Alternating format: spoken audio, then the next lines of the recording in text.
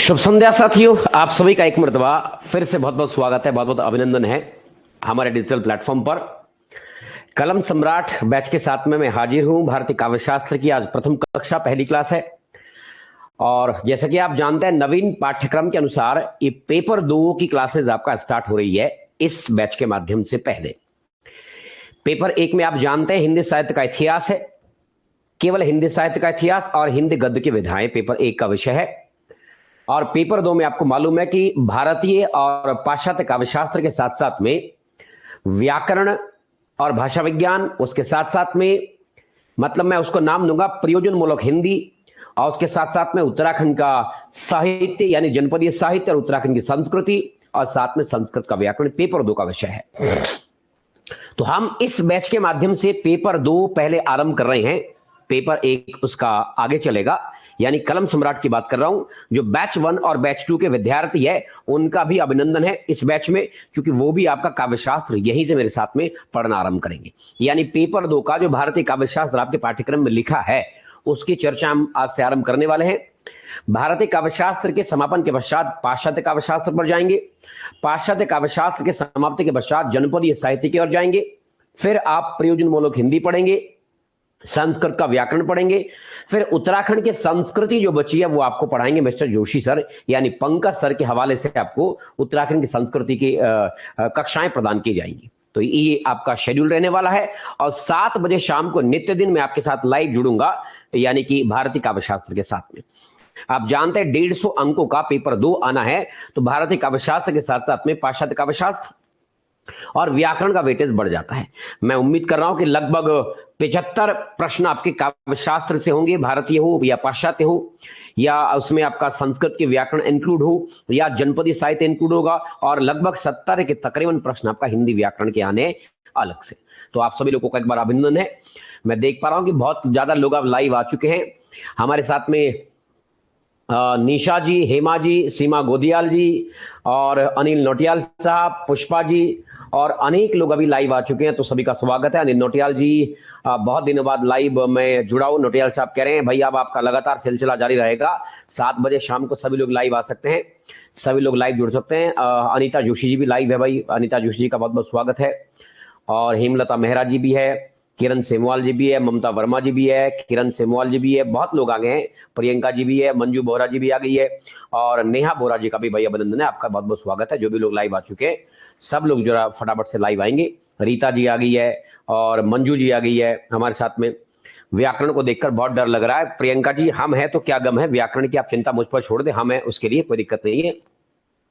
Sir ये सही time दिया आपने, देखिए बिल्कुल ये हमारी एटीएस शायद पूजा का परवान आपका नाम है जहां तक मैं समझ पा रहा हूं, या कोई और नाम है, जो भी है। अनीता जोशी जी का स्वागत है। ये सही time. Dinesh ji good evening, मैं भी आ गया हूं, चलिए बहुत बहुत स्वागत है आपका। दिन भर अच्छा ठीक है भाई, ठीक है, चलिए चलिए चलिए, आपका स्वागत है। थकान लगी आपको, चलिए अभी आओ आराम से, चाय पीते पीते क्लास पढ़ते हैं। नेहा बोरा पेपर 2 से डर लग रहा है, नेहा बोरा जी हाँ मैं आपके साथ, आपको डरने की कोई जरूरत नहीं है। पेपर 2 आज से शुरू हो रहा है, व्याकरण की कक्षाएं भी होंगी और काव्य शास्त्र को हम पहले खत्म कर देंगे। हाँ सर पेपर 2 ही टफ लग रहा है। सीमा जी हमारी सीमा कंडारी कह रही है, सीमा हाँ कंडारी जी है, पेपर 2 से डर लग रहा है, आपको डरने की कोई आवश्यकता नहीं है, आपके साथ में हम हैं। तो मैंने फिर कहा आपको कोई डरने की आवश्यकता नहीं है, भरसक प्रयास करेंगे कि आपके पेपर 2 का आपके भीतर जो टेरर है, जो डर है, उसको निकालने का मैं भरसक प्रयास करूंगा। ऐसी मेरी एक प्रकार से क्या बोलते हैं उसको, प्रयास रहेगा। और आपसे भी मैं ऐसी अपेक्षा कर रहा हूं, उम्मीद कर रहा हूं कि आप लोग मेरा साथ भरसक देंगे और निस्संदेह पेपर 2 का जो डर है आपके भीतर उसको दूर करने का प्रयास बिल्कुल किया जाएगा। अनीता जी कह रही है सर काव्य शास्त्र बहुत अच्छे से समझाते हुए काव्य अच्छा करवाना, विश्वास करते हैं क्लास ली है।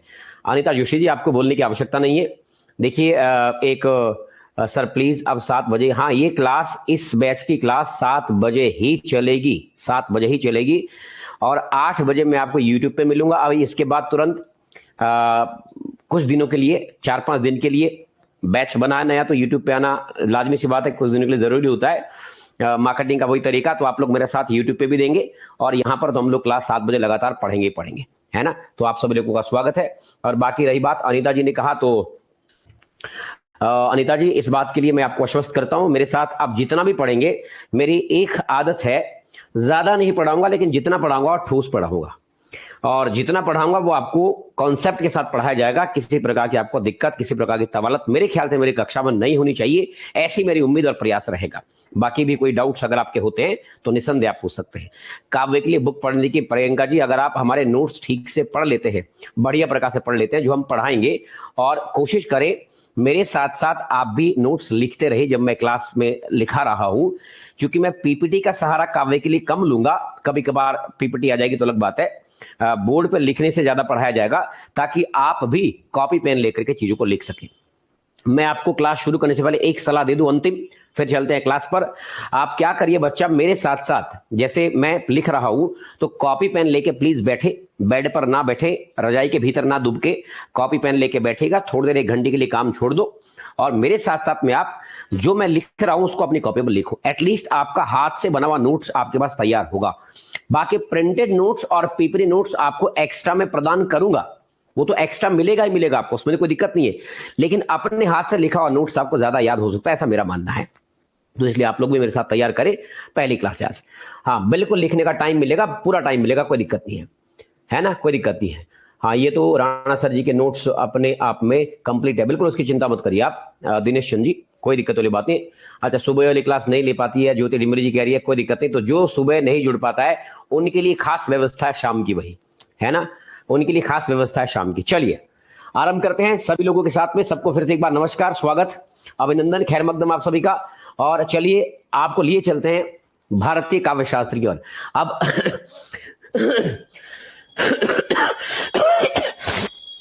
थोड़ा सा खांसी हो रही है भाई। अब देखो एक चीज है, सिलेबस बताने की तो बार बार आवश्यकता है नहीं, सबके मोबाइल में सिलेबस पढ़ा होगा, सबने सिलेबस देखा होगा, तो बार बार उसकी आवश्यकता नहीं होगी। सर आपकी पीडीएफ से नोट्स बनाता हूं, फिर भी चलिए अच्छी बात है। आइए देखिए सबसे पहले जब हम काव्य शास्त्र की बात कर रहे हैं, जो आपका विषय चलने वाला मेरे दोस्तों वो है भारतीय काव्य शास्त्र। यानी हम पहले पढ़ रहे हैं दोस्तों भारतीय काव्य शास्त्र। हम क्या पढ़ रहे हैं, हम आज शुरू कर रहे हैं भारतीय काव्य शास्त्र, यानी भारतीय काव्य शास्त्र का एक समुचित और संतुलित अध्ययन हम आज से शुरू कर रहे हैं। हमारे सिलेबस का पेपर 2 मैं लिख देता हूं पहले ही, यानी ये आपका पेपर 2 का विषय है। यहां चल रहा है पेपर 2, ये आपका पेपर 2 चल रहा है भैया, याद रखना पेपर 2 है। और आप जानते हैं 150 अंकों की ये लड़ाई चल रही है। ये जो लड़ाई आपकी चल रही है वो 150 अंकों की चल रही है। पेपर 2 150 अंकों का है, इसके लिए जद्दोजहद चल रही है, हम और आप इसके लिए तैयारी कर रहे हैं।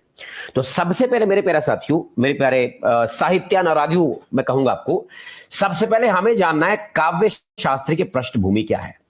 देखिए मैं आपको बहुत जीरो से पढ़ाऊंगा, मुझे उम्मीद है कि आपको ये सब चीजें आती होंगी पहले से ही, लेकिन फिर भी मेरा स्वभाव ऐसा है कि मैं कोई भी चीज बहुत नीचे से शुरू करता हूं, तब जाकर उसको आगे लेकर के जाऊंगा। तो पहले आपको काव्य शास्त्र की पृष्ठभूमि समझनी है ना। सबसे पहले मेरे बच्चों हमें जानना है काव्य शास्त्र की पृष्ठभूमि को समझना। पहले काव्य शास्त्र की पृष्ठभूमि पहले तैयार कर लेते हैं। यानी पृष्ठभूमि से मेरा अभिप्राय हुआ कि आखिर काव्य शास्त्र कहते किसको है। पहले इस बात तो चर्चा कर ले, तब आगे की बातें हम करेंगे। मेरी क्लास का जो स्तर रहेगा बहुत नीचे से आप चलेंगे और आपको बहुत ऊपर तक लेकर के जाएंगे। यानी अगर सतह से हम चलेंगे, देखिए बहुत लोग होते हैं, मतलब मैं आपको ऐसे उम्मीद कर रहा हूं क्योंकि आप मास्टर्स है अपने विषय में, आप सब लोगों से एमए तो सभी है, बहुत लोग पीएचडी के धारक भी होंगे, बहुत लोग नेट भी होंगे, तो मैं उम्मीद ये कर सकता था कि पृष्ठभूमि आपको पता होगी। मैं आपको मुद्दे की बात पे सीधा ले चलता हूं, काव्य दोष पर, काव्य गुण पर, काव्य विवेचन पर, काव्य हेतु पर, या रचना अलंकार पर, या भाई सिद्धांतों पर। लेकिन मैं चाहूंगा कि पृष्ठभूमि से हम चलेंगे तो आपके जो बोलते हैं कॉन्सेप्ट है वो ज्यादा क्लियर होंगे और सवाल आपसे नहीं छूट पाएगा। ये मेरी आपसे दरख्वास्त रहेगी। तो मैं अगर काव्य शास्त्र की बात करता हूं, पृष्ठभूमि पहले जानते हैं। यानी पृष्ठभूमि में सवाल पहला, यानी प्रश्न पहला आपसे यह करा जाएगा कि आखिरकार काव्य शास्त्र क्या है।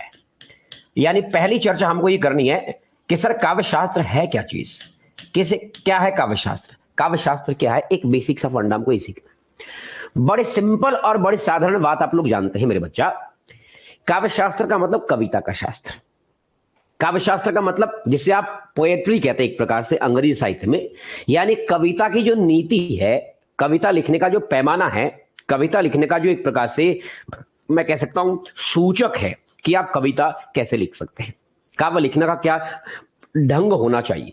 उसे सामान्य भाषा में आप काव्य शास्त्र की संज्ञा दे सकते हैं। या तो मैं कहूं सर कविता का वह भाग जिसमें काव्य के विविध पक्षों का अध्ययन किया जाता है वो काव्य शास्त्र कहलाता है।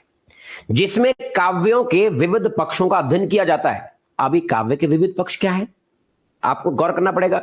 मैं साथ साथ लिखते रहूंगा ताकि आप भूले ना। मैंने क्या कहा, मैंने कहा आपसे सवाल पूछा कि काव्य शास्त्र क्या है। मेरे बच्चों आप सीधा ही बता सकते हैं, आप बता सकते हैं, आप क्या बता सकते हैं कि जिसमें मैंने कहा काव्य, मैंने कहा काव्य के विविध पक्षों का, काव्य के विविध पक्षों का अध्ययन किया जाता हो, काव्य के विविध पक्षों का अध्ययन किया जाता हो, विविध पक्षों का अध्ययन किया जाता हो, विविध पक्षों का अध्ययन किया जाता हो, अध्ययन किया जाता हो काव्य शास्त्र कहलाता है।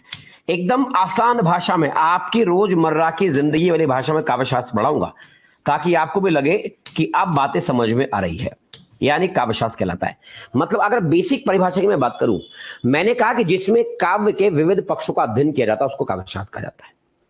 अब आपके दिमाग में एक सवाल चल रहा होगा कि सर ये काव्य के विविध पक्ष क्या होते हैं। अगर सवाल चल रहा दिमाग में तो आप थंब भेज सकते हैं, कितनों के दिमाग में सवाल चल रहा है। मैंने परिभाषा किताब की तो लिख दी कि मैंने कहा कि काव्य का वह अंग, काव्य का वह भाग जिसमें काव्य के विविध पक्षों का, विविध आयामों का अध्ययन किया जाता है उसको काव्य शास्त्र कहते हैं। लेकिन अब सवाल तो ये उठाना भाई, मजे की बात तो यहां से होगी कि आप में से कितने लोग ऐसे हैं जिनके दिमाग में एक सवाल चल रहा है कि गुरुजी ये बताइए आप पहले हमको कि काव्य के विविध पक्ष है क्या। यानी अगर मैं आपको कहूं काव्य के विविध पक्ष, यानी काव्य के विविध पक्ष क्या है भैया, काव्य के जो विभिन्न प्रकार के पक्ष है, एंगल्स है, वो क्या होने हैं, काव्य के विविध आयाम क्या होने हैं। बता की बात तो ये ना, तब तो आपको पता लगेगा कि इनमें किस किस आयाम का अध्ययन किया जा रहा है, या काव्य पढ़ते समय आप किन आयामों का अध्ययन करते हैं। क्या है काव्य शास्त्र, क्या है काव्य के विविध पक्ष। तो मेरे बच्चों अगर मैं काव्य के विविध पक्षों की बात करता हूं, कुछ पक्षों को लिख रहा हूं, एक सवाल बन सकता है कि निम्न में से कौन सा काव्य का विविध पक्ष है, और आपको बताऊं तो काव्य शास्त्र की परंपरा के अनुसार काव्य शास्त्र के 10 विविध पक्ष माने जाते हैं। कितने माने जाते हैं? 10। तो एक पॉइंट तो नोट करके लिख लो आप पहले ही, काव्य शास्त्र के कितने अंग होते हैं? 10। कितने अंग होते हैं? 10। इस सवाल आएगा, भूलना मत कि काव्य शास्त्र के परंपरागत तरीके से कितने पक्ष माने जाते हैं, कितने अंग माने जाते हैं। तो आपका उत्तर आपकी जीवा पर होना चाहिए, 10 होते हैं। कितने होते हैं? 10। उन 10 पक्षों का जो क्रमागत अध्ययन होता है उस क्रमागत अध्ययन को कहते हैं काव्य शास्त्र। सिंपल। वो जो 10 पक्ष है उनका अगर आप एक क्रमागत, एक क्रम के साथ, एक सीक्वेंस के साथ, एक संतुलन के साथ अध्ययन करते हैं तो उस अध्ययन को अपन लोग काव्य शास्त्र कहते हैं। लेकिन अब प्रश्न ये उठा कि वो 10 पक्ष कौन से हैं, हम किन 10 पक्षों की बात करें, या कौन वो 10 पक्ष है जिसकी मैं आपके सामने बात करना चाह रहा हूं। तो मेरे भाइयों या साथियों, सबसे पहले आपको ये देखना है कि काव्य के विविध पक्षों में सबसे पहला जो अंग मेरे पास में वो है मेरे बच्चों काव्य का स्वरूप। यानी पहला जो पक्ष है वो काव्य का स्वरूप है। पहला पक्ष है काव्य का स्वरूप। मतलब आपके काव्य का स्वरूप कैसा है, आप किस प्रकार का काव्य पढ़ रहे हैं। आप नाट्य काव्य पढ़ रहे हैं कि गीति काव्य पढ़ रहे हैं कि खंड काव्य पढ़ रहे हैं कि प्रबंध काव्य पढ़ रहे हैं, कौन सा काव्य पढ़ रहे हैं, आपके काव्य का स्वरूप कैसा है। और इस काव्य का स्वरूप का जो अध्ययन है वही काव्य शास्त्र है। मतलब पक्ष नंबर 1 आपका काव्य का स्वरूप है। दूसरा, अगर मैं बात करूं इसमें दूसरा मेरे पास में बनेगा वो बनेगा काव्य हेतु, है ना। हेतु आप समझते हैं भाई, काव्य हेतु का मतलब हुआ उद्देश्य क्या है आपके काव्य लिखने का। आप काव्य काहे लिख रहे हो भैया, इसको लिखने की आपको दरकार क्यों पड़ी, उसको काव्य का हेतु बोलते हैं। तो दूसरा जो विविध आयाम या विविध पक्ष साहित्य का है वो काव्य हेतु है, याद रखेंगे। काव्य हेतु के अलावा मैं जाऊंगा सर तीसरे पर, तो उसे कहता है काव्य प्रयोजन। यानी प्रयोजन का मतलब आप समझते हैं क्यों लिख रहे हैं काव्य, क्या आवश्यकता पड़ेगी इसकी, यानी इसका प्रयोजन क्या है, क्या प्रयोजन है काव्य लिखने का। तो जो काव्य प्रयोजन है वो भी काव्य का एक विविध पक्ष है, उसकी भी हम इसमें बात करने वाले हैं। तीसरा अगर मैं बात करता हूं मेरे दोस्तों, तो हम बात करेंगे इसमें बहुत महत्वपूर्ण चौथे पॉइंट की, जिसे कहा गया काव्य भेद। क्या कहा गया है? काव्य भेद। अब आप पढ़ेंगे आगे जाकर के, अभी आपने सुना होगा कि साहब रामचरितमानस एक महाकाव्य है, कामायनी एक महाकाव्य है, बीच में खंड काव्य आ जाएगा, बीच में मुक्तक काव्य आ जाएगा, बीच में आ जाएगा आशव्य काव्य। सर ये काव्य के भेद है, इसका मतलब काव्य के भेदों का अध्ययन भी काव्य शास्त्र में किया जाता है। हमको भेद भी समझने पड़ेंगे काव्य के कि आखिर काव्य कितने प्रकार का होता है। हम जो काव्य पढ़ रहे हैं उसमें रूपक काव्य कौन सा है, उसमें खंड काव्य कौन सा है, उसमें प्रबंध काव्य कौन सा है, उसमें महाकाव्य कौन सा है, उसमें आशव्य काव्य कौन सा है। ये सब प्रकार आएंगे ना, ये सब भेद आएंगे और इन भेदों का वर्णन करना भी आपके पास में काव्य का एक पक्ष है, काव्य का एक अंग है। इसी में अगर मैं बात करता हूं इसके पांचवें महत्वपूर्ण अंग की, उसे कहते हैं शब्द शक्ति। क्या बोलते हैं, यानी शब्द शक्ति भी काव्य का एक विविध पक्ष है। सर आपको पता है, आप अभिधा की बात करते हैं, आप व्यंजना की बात करते हैं, आप लक्षणा की बात करते हैं, वो क्या है सर, काव्य का आयाम है। हम इससे काव्य को समझते हैं। हमको व्यंजना की समझ होनी चाहिए, हमको लक्षणा की समझ होनी चाहिए, हमको अभिधा की समझ होनी चाहिए। ये तीनों प्रकार के काव्य लक्षण अगर आपको ज्ञात है, आपको जानकारी है, इसका मतलब आप काव्य शास्त्र के अच्छे पाठक है, आप काव्य शास्त्र की जानकारी को ठीक से समझ पाते हैं। इसके अलावा मेरे पास में जो छठा महत्वपूर्ण आयाम बनेगा उसे कहते हैं मेरे बच्चा काव्य का लक्षण। काव्य लक्षण मतलब आप कैसे अंतर कर पाएंगे कि ये गद्य है, ये काव्य है। कैसे अंतर कर पाएंगे सर, उसके कुछ सिम्टम्स होते हैं, कुछ लक्षण होते हैं कि जब आपने उसको पढ़ा तो उसमें कुछ ऐसे लक्षण आपको मिल गए कि तो ये तो काव्य लग रहा है, या उसमें कुछ आपको ऐसे लक्षण प्रतीत हो गए ये तो गद्य लग रहा है। तो मतलब काव्य के लक्षण भी एक आयाम है। हम काव्य के लक्षण भी काव्य शास्त्र में पढ़ते हैं और बात करते हैं भारतीय काव्य शास्त्र की, इसमें हम पढ़ते हैं। इसके अलावा बड़ी महत्वपूर्ण बात कहूंगा, बहुत ही महत्वपूर्ण बात, मेरे बच्चों आप काव्य गुण तो पढ़ते होंगे ना, आपने आज तक सुना होगा कि ये ओज गुण है, ये माधुर्य गुण है, ये प्रसाद गुण है, सुना होगा ना। तो ये सब क्या है, ये काव्य का आयाम है। अभी मैं सीधा काव्य गुण पढ़ाऊं तो मजा नहीं आएगा, लेकिन एक थीम समझ के आ रहे हैं कि हमको काव्य शास्त्र में पढ़ना क्या है, मजा तो तब आएगा। अब काव्य गुण में आप पढ़ेंगे, ओज गुण की बात करेंगे, प्रसाद गुण की बात करेंगे, माधुर्य गुण की बात करेंगे और समझेंगे कि माधुर्य गुण का सूचक क्या, कौन सा रस होता है, या माधुर्य गुण किन किन कविताओं में देखने को मिल रहा है, या माधुर्य गुण के आपका प्रमुख कवि कौन कौन से थे, ओज गुण के कवि कौन कौन से थे, ये सब देखेंगे काव्य गुण। इसके साथ साथ में आप देखो, जिसके गुण होते हैं ना उसके दोष भी होते हैं। इसका मतलब काव्य के कुछ दोष भी होते हैं।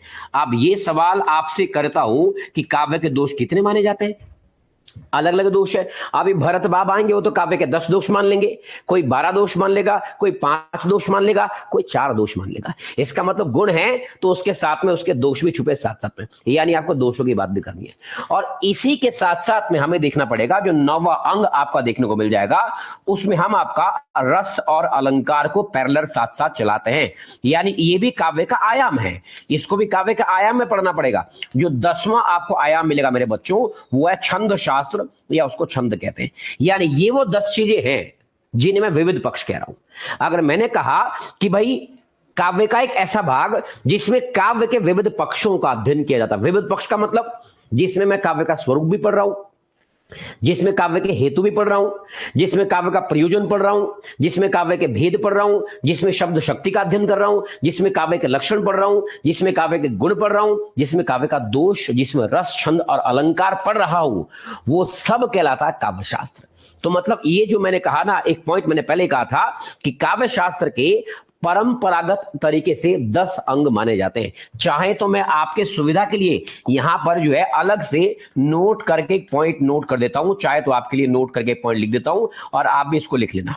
क्या लिख लेना, यानी परंपरा, मैंने कहा परंपरा के अनुसार, ऐसे आप लिख सकते हैं कि परंपरा के अनुसार या परंपरागत तरीके से के अनुसार काव्य शास्त्र के, यानी काव्य शास्त्र के 10 अंग माने जाते हैं। कितने अंग माने जाते हैं, 10 अंग माने जाते हैं। इस पॉइंट को आप याद रख सकते हैं क्योंकि ये सवाल भी सीधा सीधा आपके पास में आ सकता है। और 10 अंग कौन से है भाई, आपके सामने लिखे तो हैं, मैं इन्हीं 10 अंगों की बात कर रहा हूं, है ना। क्या फिलहाल इतनी बात समझ में आई, काव्य का एक बेसिक परिचय आपको समझ में आया, हमको पढ़ना क्या है, सब लोग क्लियर है इतना, यस एंड नो, इतनी बात क्लियर है भाई सभी लोगों को। अगर देखो जो बात है क्लियर हो जाएगी दोस्तों, उसको थोड़ा सा आप बताएं कि हाँ क्लियर हो गई है ना, क्लियर हो गई है, ठीक है जी। सीमा कंडारी जी, आपको घबराने की आवश्यकता नहीं है बेटा, आपको सब मिलेगा, आप चिंता क्यों कर रहे हैं, आप हमारे पास आए हैं तो आपको वैसे थोड़ा जान देंगे, आपको सारी चीजें ठीक से मिलने वाली है, आप चिंता मत करिए, बस आप लुफ्त उठाओ पढ़ने का।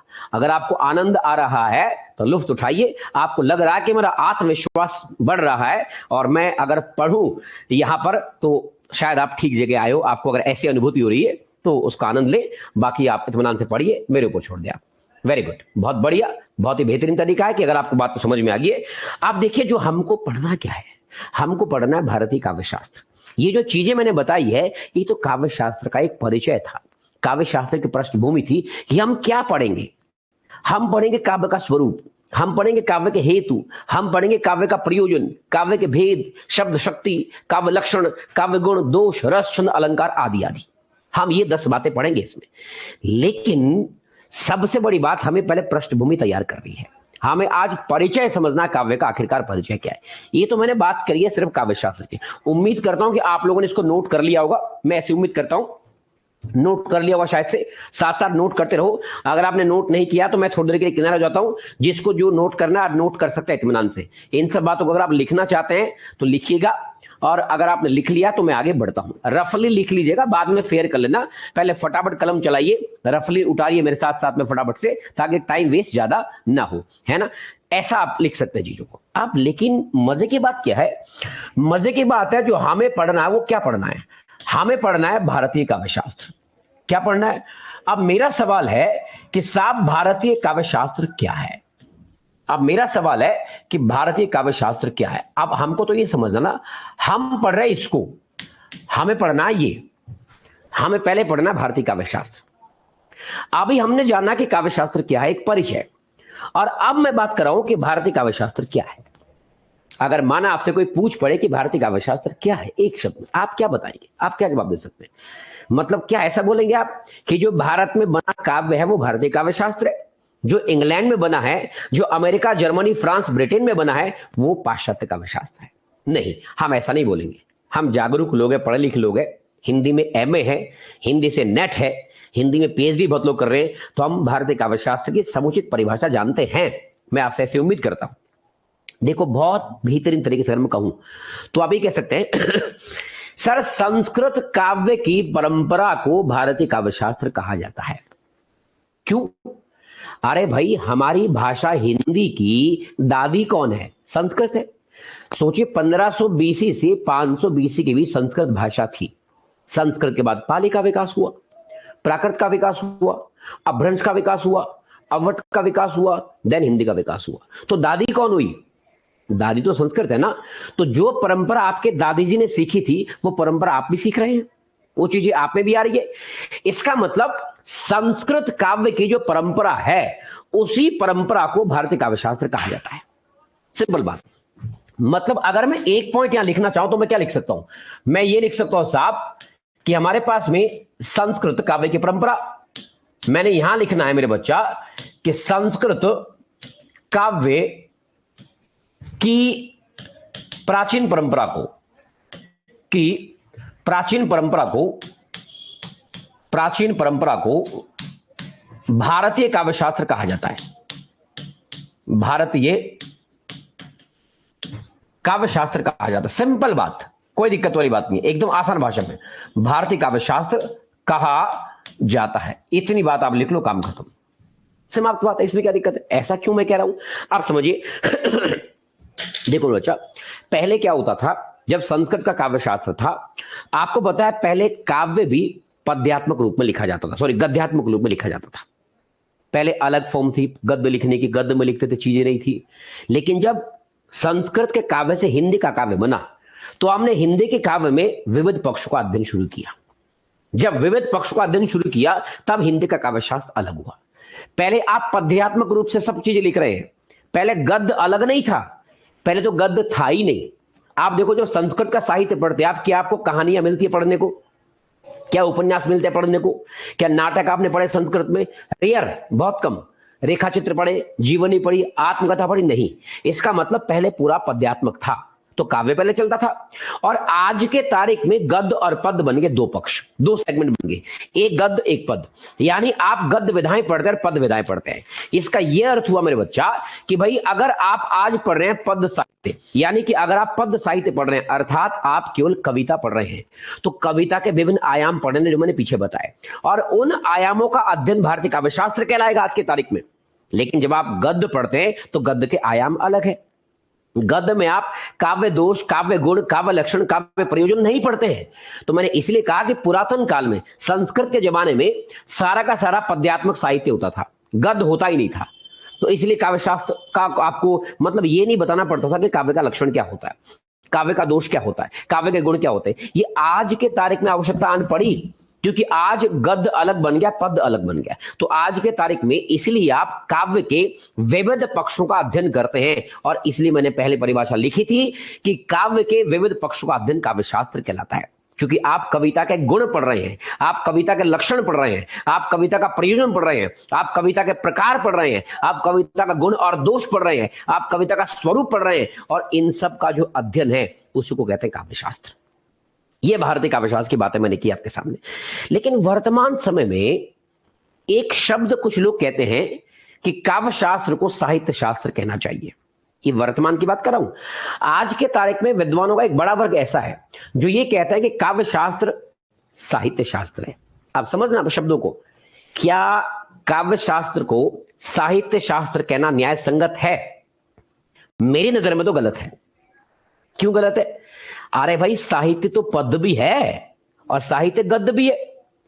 इसका मतलब जो विद्वान ऐसा कहते हैं कि काव्य शास्त्र ही साहित्य शास्त्र है, वो गलत है। उस बात को लोगों ने खारिज किया, कहा ना भैया, काव्य शास्त्र का मतलब कविता का समुचित अध्ययन, और साहित्य शास्त्र का मतलब जिसमें गद्य और पद्य दोनों आते हो। तो हम साहित्य शास्त्र नहीं पढ़ रहे हैं, हम और आप अभी जो पढ़ रहे हैं वो पढ़ रहे हैं काव्य शास्त्र। हम और आप अध्ययन कर रहे हैं किसका? काव्य शास्त्र का, साहित्य शास्त्र का नहीं। अगर हमको साहित्य शास्त्र बताना होता तो मैं यहां पर उपन्यास भी लेकर के आ जाता, यहां पर कहानी के अंग भी लेकर के आ जाता, यहां पर आपको जीवनी, रेखाचित्र, आत्मकथा, डायरी, फीचर, ना जाने क्या क्या बता देता। लेकिन नहीं, जो वर्तमान में ऐसे विद्वान है, ऐसे इतिहासकार है जो इसको साहित्य शास्त्र कहते हैं, उनके नाम आगे आएंगे, हम जानेंगे, लेकिन प्रमाणिक तौर पर हम इसको काव्य शास्त्र ही कहते हैं। ठीक है। अब सवाल ये उठा मेरे दोस्तों, प्रश्न ये आपके पास में, यानी ये परिभाषा उम्मीद करता हूं आपको हो गई होगी, तो मैं इसको हटा देता हूं, परिभाषा लिखने की जरूरत नहीं पड़ेगी। सवाल ये है कि भारतीय काव्य शास्त्र की परंपरा क्या रही है? भारतीय काव्य शास्त्र की परंपरा, भारतीय काव्य शास्त्र की परंपरा, ये इंपॉर्टेंट बात है।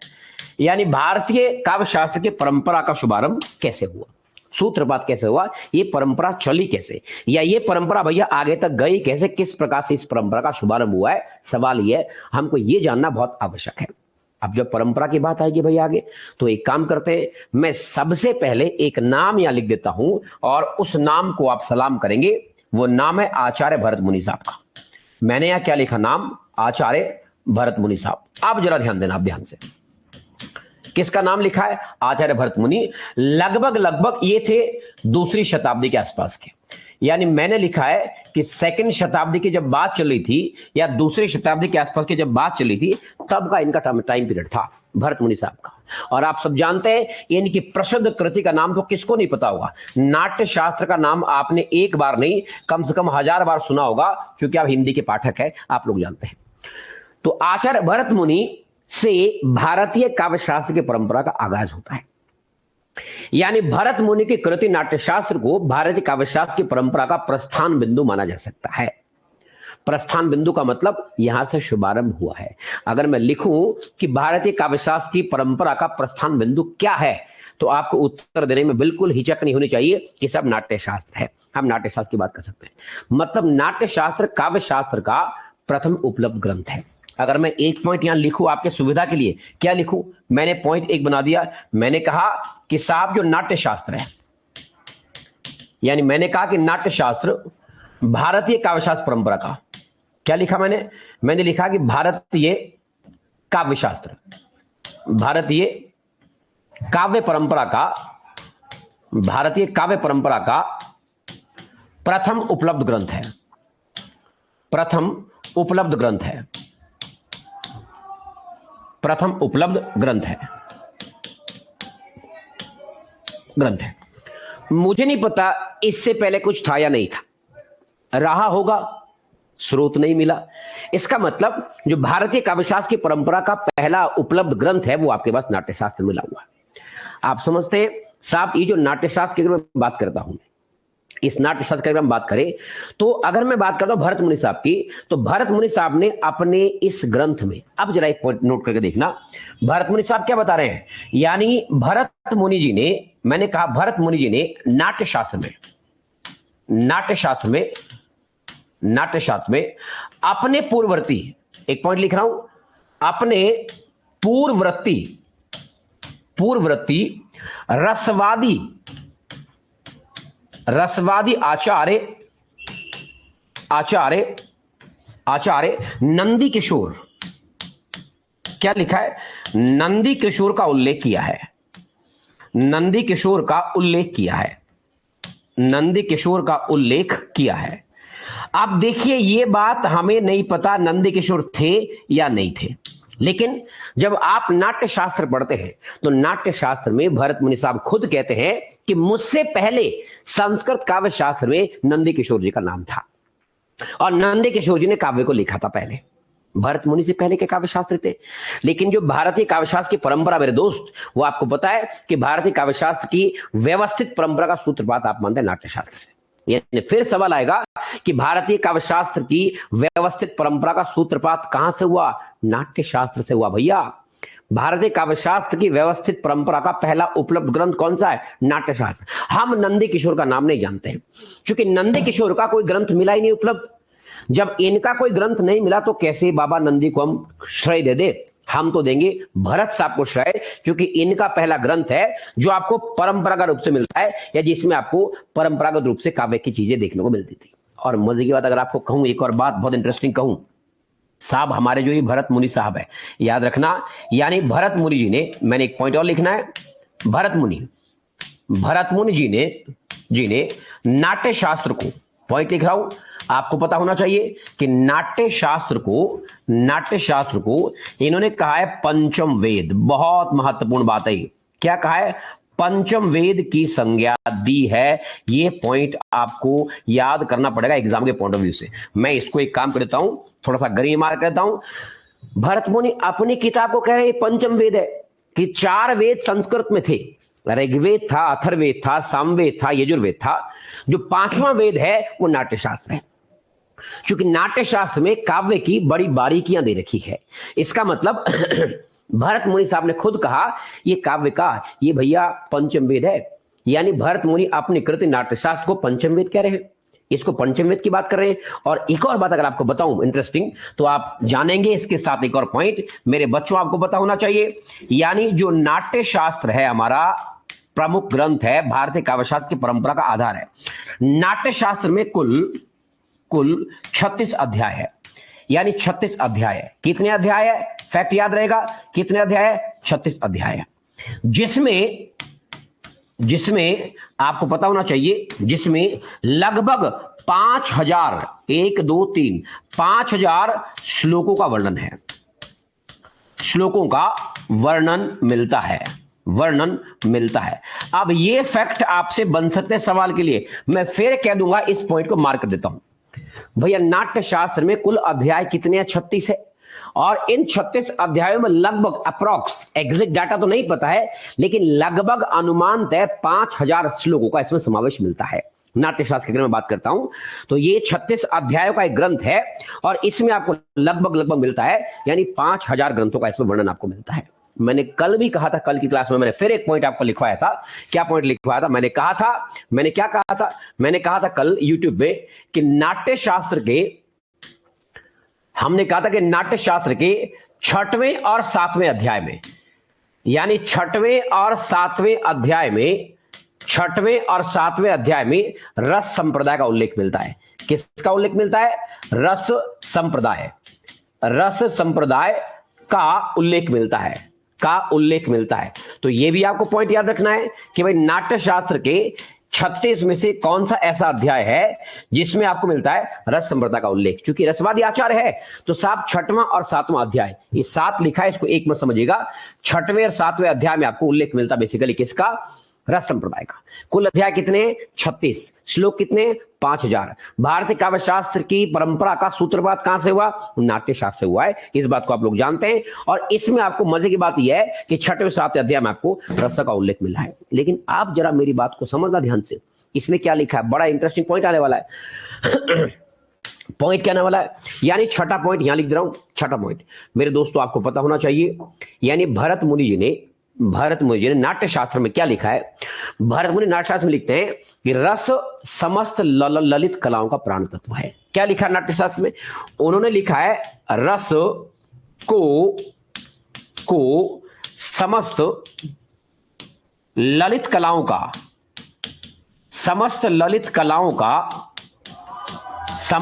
कलाओं का प्राण तत्व स्वीकार किया है।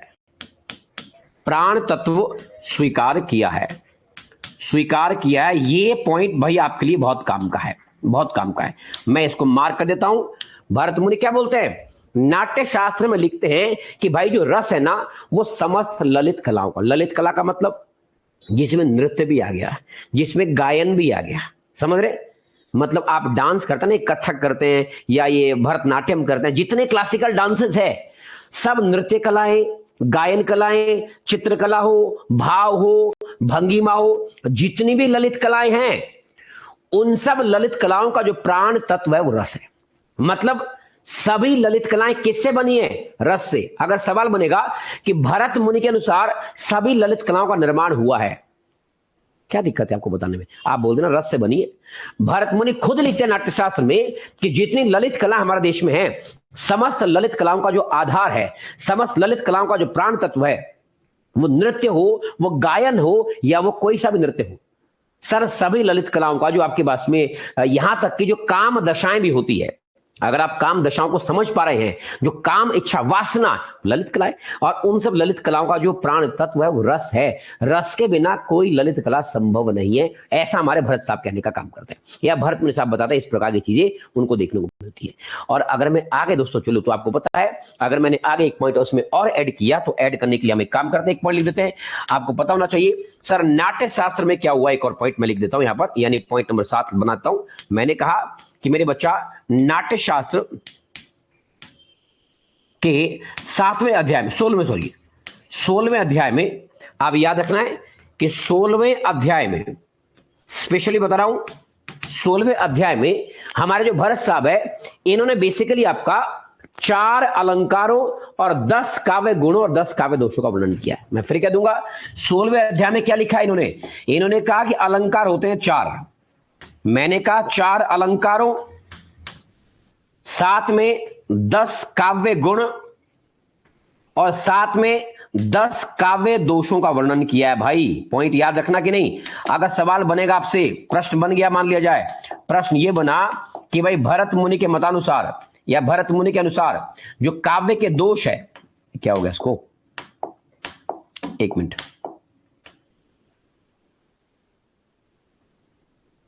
यहां पर लिखा ही नहीं जाएगा यार, काव्य दोष समझ लो इसको आप, है ना? याद रखना कि नाट्य शास्त्र के 16वें अध्याय में भरत मुनि ने 4 अलंकार का वर्णन किया है, 10 काव्य गुणों का अध्ययन किया है और 10 दोषों का वर्णन किया है। सवाल बन सकता है कि भरत मुनि काव्य के कितने गुण मानते हैं? 10। कहां मानते हैं? नाट्य शास्त्र के 16वें अध्याय में। काव्य के दोष कितने मानते हैं? 10। कहां मानते हैं? 16वें अध्याय में। अब ये 10 गुण और 10 दोष क्या है? अभी आगे आओ मेरे बच्चा, जब आप काव्य दोष पढ़ेंगे, काव्य गुण पढ़ेंगे, तो एक एक दोष का जिक्र होगा। भरत मुनि के 10 दोष कौन से निकाल देंगे हम, या 10 गुण कौन सा निकाल देंगे? ये तो परिचय चल रहा है, ये तो इंट्रोडक्शन चल रहा है। आप तो अभी इंट्रो पढ़ रहे हैं भरत मुनि जी का, है ना? तो जो 16वां अध्याय था उसमें आपको इनका जिक्र देखने को मिल जाता है। ऐसी बातें हमारे पास में भरत साहब करते हुए नजर आएंगे, यानी कि भारतीय काव्यशास्त्र की परंपरा में आरंभ में, ये आरंभिक चरण है, 2वीं शताब्दी की मैं बात कर रहा हूं, है ना? आप देखो साहब, भरत मुनि तो ये बातें लिख दी है। जब भरत मुनि जी चले जाएंगे इस दुनिया से, तो भरत मुनि जी के जाने के बाद लगभग 500 साल तक काव्य शास्त्र पर कोई ग्रंथ नहीं लिखा गया। मतलब भरत मुनि की मृत्यु के उपरांत 500 साल तक काव्य खत्म। अब 500 साल तक कोई काव्य नहीं आएगा। मजे की बात तो यह है, क्यों भाई? दूसरे लोग मर गए? अरे कोई ऐसा विद्वान आया ही नहीं आपकी तरह जो मूर्धन्य विद्वान हो, जो काव्य की परंपरा को आगे बढ़ा सके।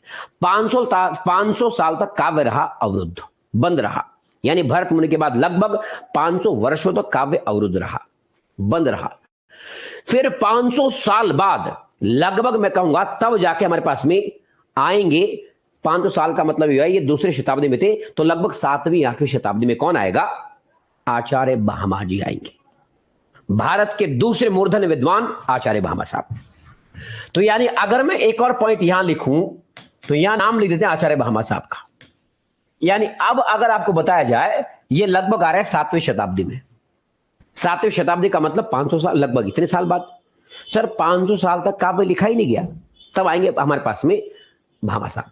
और आप समझते हैं जो आचार्य भामा जी है, इनका एक प्रसिद्ध ग्रंथ है काव्य अलंकार, जिसका नाम क्या है? काव्य अलंकार। क्या नाम है? काव्य अलंकार। यानी जो प्रसिद्धि भारतीय काव्य शास्त्र में नाट्य शास्त्र को मिली है, वही प्रसिद्धि भामा के ग्रंथ काव्य अलंकार को मिलते हुए नजर आएगी।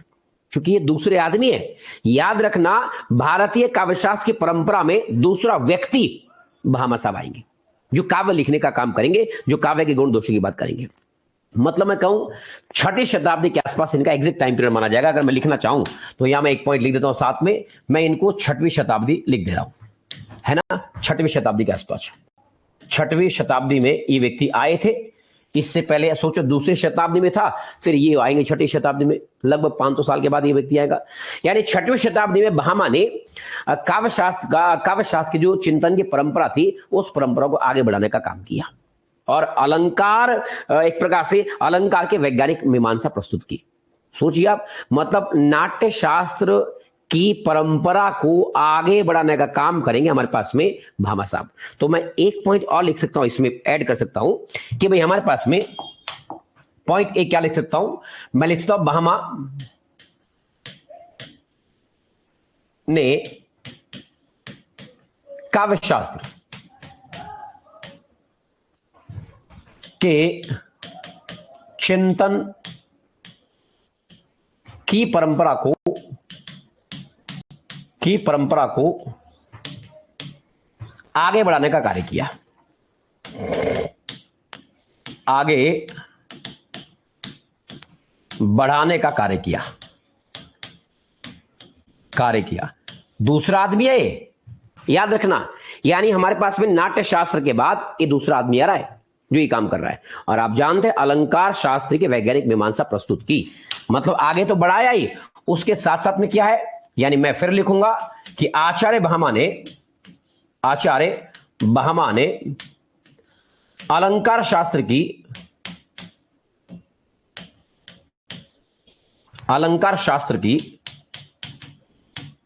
वैज्ञानिक मीमांसा प्रस्तुत की, मीमांसा दी या प्रस्तुत की। अलंकार संप्रदाय बना दिया साहब ने अलग से, सेपरेट करके।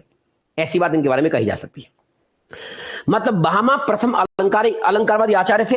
तो अगर एक और पॉइंट आपको लिखना पड़ा इसमें, तो आप क्या बताएंगे? आप ये बता सकते हैं इसमें कि साहब आचार्य भामा जो है हमारे पास में आए, आचार्य भामा ये प्रथम अलंकारवादी आचार्य थे। मैं लिख सकता हूं ये प्रथम अलंकारवादी आचार्य थे साहब। क्या थे? प्रथम अलंकारवादी आचार्य थे। क्या थे? प्रथम अलंकारवादी आचार्य थे। हिंदी साहित्य की परंपरा में, हिंदी काव्यशास्त्र की परंपरा में या भारतीय काव्यशास्त्र की परंपरा में अगर प्रथम अलंकारवादी आचार्य कोई था तो वो शख्स था भामा। यानी भामा इस परंपरा के प्रथम खिलाड़ी थे, प्रथम व्यक्ति थे। जो इनका ग्रंथ है काव्य अलंकार, आपको बताए ये ग्रंथ बेसिकली 6 परिच्छेदों या 6 अध्यायों या 6 सर्गों में विभक्त है ना। 6 सर्गों इसके बने हुए। अगर माना मैं आपको ये कहूं कि साहब मैंने कहा काव्य अलंकार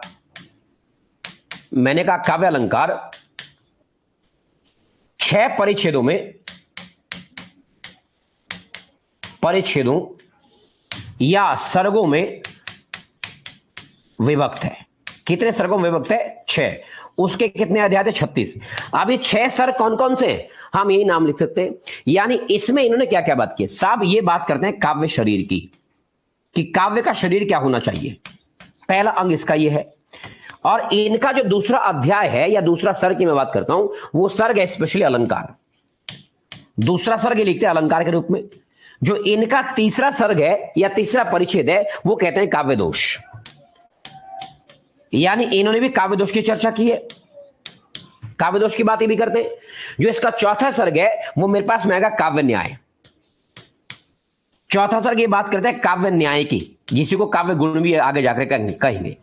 जो आपका इसका 5वां सर्ग है उसे आप कहेंगे, बेसिकली 5वें सर्ग की बात मैं अगर करता हूं तो मेरे पास में काव्य निर्णय है। यानी उससे आप कहोगे मेरे बच्चा काव्य निर्णय। क्या? काव्य निर्णय। और जो इनका 6ठा परिच्छेद होगा या अंतिम सर्ग होगा, उसका नाम है शब्द शुद्धि का विवेचन। यानी उससे आप कहोगे शब्द शुद्धि। क्या कहोगे? उसे कहोगे शब्द शुद्धि। तो यानी बेसिक बात है तो यहां से बन सकती है ना भाई कि काव्य अलंकार के अनुसार कितने परिच्छेद है? 6। कौन कौन से? इसमें काव्य शरीर की बात की गई है, इसमें अलंकार की बात की गई है, इसमें काव्य का दोष अभी दोष आगे आएगा, काव्य का न्याय अभी आगे आएगा, काव्य का निर्णय आएगा और शब्द शुद्धि आएगा। फैक्ट तो बन सकता है ना। किन किन 6 अध्यायों का वर्णन आपको काव्य अलंकार में मिलता है? तो आपको 6 प्रकार के अध्याय बेसिकली याद करने पड़ सकते हैं। अब अगर मैं एक और बात इसमें बताऊं, सर काव्य अलंकार की 2 महत्वपूर्ण विशेषताएं हैं। क्या है? अगर माना मैंने इसमें 5वां एक पॉइंट बना दिया आपके पास में, ये जो काव्य अलंकार ग्रंथ आपके पास में था भामा जी का, काव्य अलंकार की 2 महत्वपूर्ण उपलब्धियां कह लो या विशेषताएं कह लो, विशेषताएं कह लो ज्यादा ठीक रहेगा। सवाल बन सकता है कि भाई काव्य अलंकार की 2 महत्वपूर्ण उपलब्धियां कौन सी है, या 2 सबसे इंपॉर्टेंट उपलब्धियां कौन सी है जिसके लिए आप काव्य अलंकार को हिंदी साहित्य में जानते हैं? क्या है? तो मैं बताऊंगा। सबसे पहले विशेषता, बहुत इंपॉर्टेंट, सबसे पहली विशेषता याद रखना, यानी काव्य गुणों का, मैं लिख रहा हूं काव्य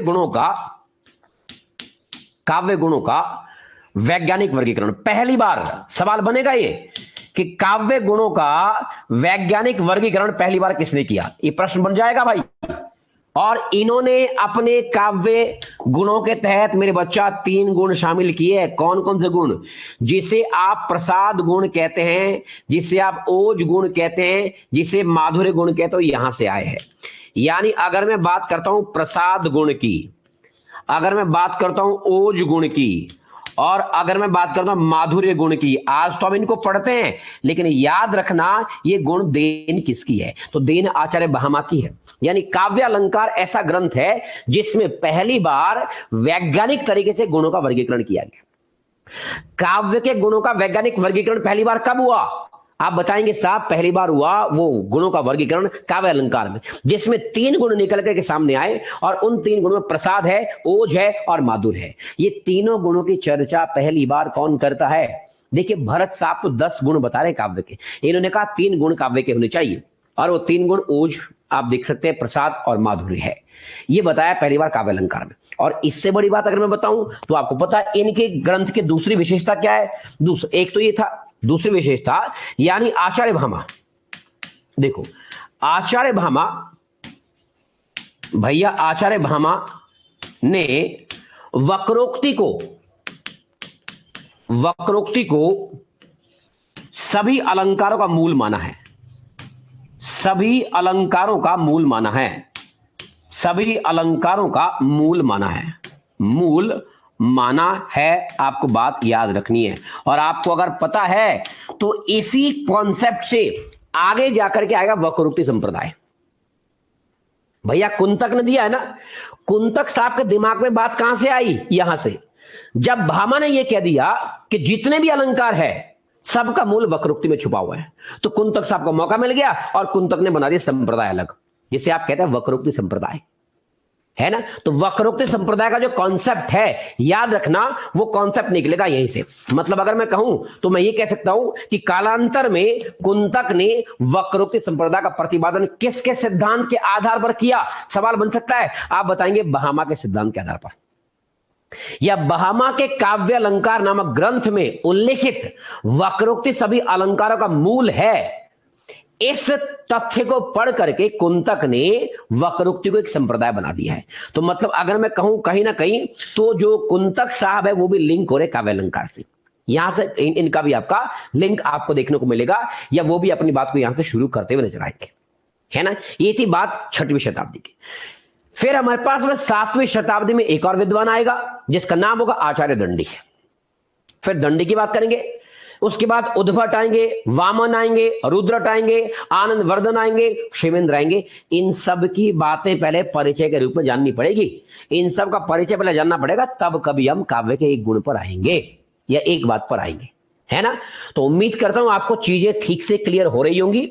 हमने आचार्य भामा पर आज के लेक्चर को रोक देना है, क्योंकि मेरी इसके बाद तुरंत यूट्यूब पे क्लास है, और आपसे उम्मीद करता हूं कि यूट्यूब पे आप सब लोग जरूर जुड़ेंगे। चूंकि उसका मूल कारण है वहां पर रस शास्त्र जो मैंने शुरू किया था उसको अधूरा छोड़ा है, उसको वहां से आज स्टार्ट करेंगे। तो आप सबकी उपस्थिति चाहूंगा यूट्यूब पर भी, और अगर आपको चीजें क्लियर हो रही है, ठीक से समझ में आ रही है, तो भाई आप सब लोग अपना वक्तव्य दें, और यूट्यूब पर आपकी हाजिरी जरूर चाहूंगा इसके बाद। क्यों भाई, मामला ठीक चला है? समझ में आया सभी को? क्लियर?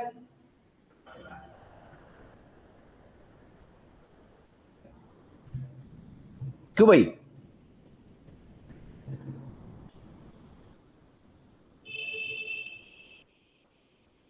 तो चलिए फिर अब आपसे चाहूंगा कि जितने लोग यहां जुड़े थे सभी लोग यूट्यूब पे आएंगे मेरा साथ देने, और वहां पर जरा रस संप्रदाय को आज खल्लास किया जाए।